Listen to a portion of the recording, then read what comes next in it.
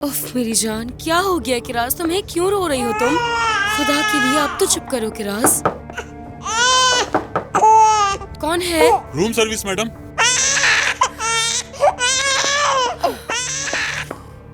आ रही हूँ मैं।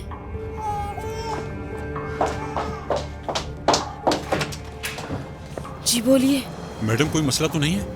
क्या मसला हो सकता है? आपका बच्चा कल रात से रो रहा है। बराबर में जो गेस्ट हैं उन्होंने शिकायत की है। अगर कोई मसला है तो हमें बताइए। ठीक है, उनसे माजरत कीजिएगा, मैं इसे चुप करवा दूंगी।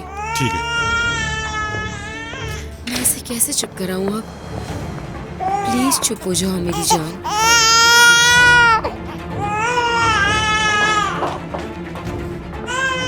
ठीक है मेरी जान, ठीक है मेरी बच्ची।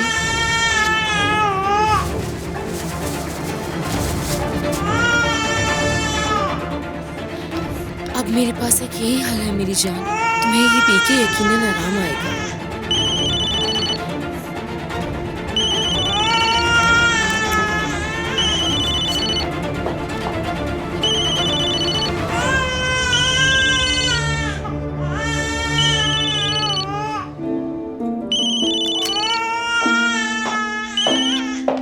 हाँ, मीना है। जी कहिए रोशन साहिबा। किराज रो रही है? बच्ची है, रो सकती है। आपने क्यों कॉल की है? हमारा बात करना जरूरी है मीने। ठीक है, जो बात करनी है कीजिए, मैं सुन रही हूँ।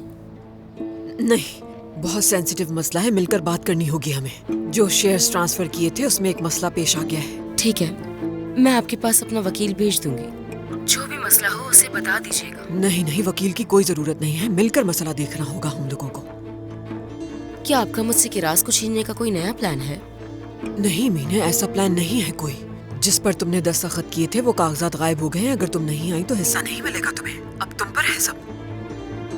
कौन से कागजात गायब हैं? जब मिलेंगे तो तफसील बता दूंगी तुम्हें। जी ठीक है, मगर उम्मीद करती हूँ कि इसके अलावा कुछ गलत नहीं होगा रोशन साहबा। डरने की कोई बात नहीं है, ऐसा कुछ नहीं होगा मीने। तो हम लोग कहाँ मिल रहे हैं? ठीक है, समझ गई, मैं फौरन आ रही हूँ। मैं भी चलूंगा आपके साथ। नहीं बेटा, मैं इसकी इजाजत नहीं दूंगी कि तुम मुझसे मिलो। अम्मी, मेरी बीमार बेटी उसके साथ है।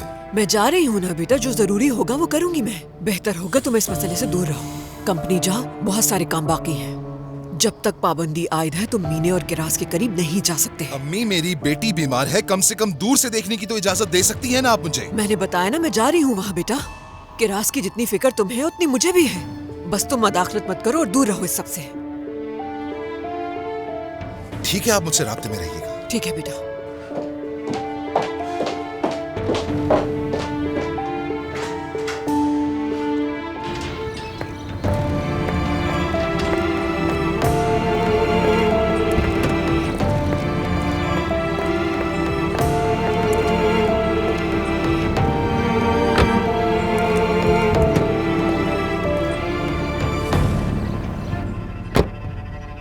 क्या हम सीधे रेस्टोरेंट जाएंगे मैडम? हाँ, जब मीने वहाँ से निकले तो तुम उसका पीछा करना। मैं टैक्सी से घर आ जाऊंगी, वो कहाँ रहती है हर चीज का पता करके मुझे बताना। ठीक है, समझ गया मैडम। चलो।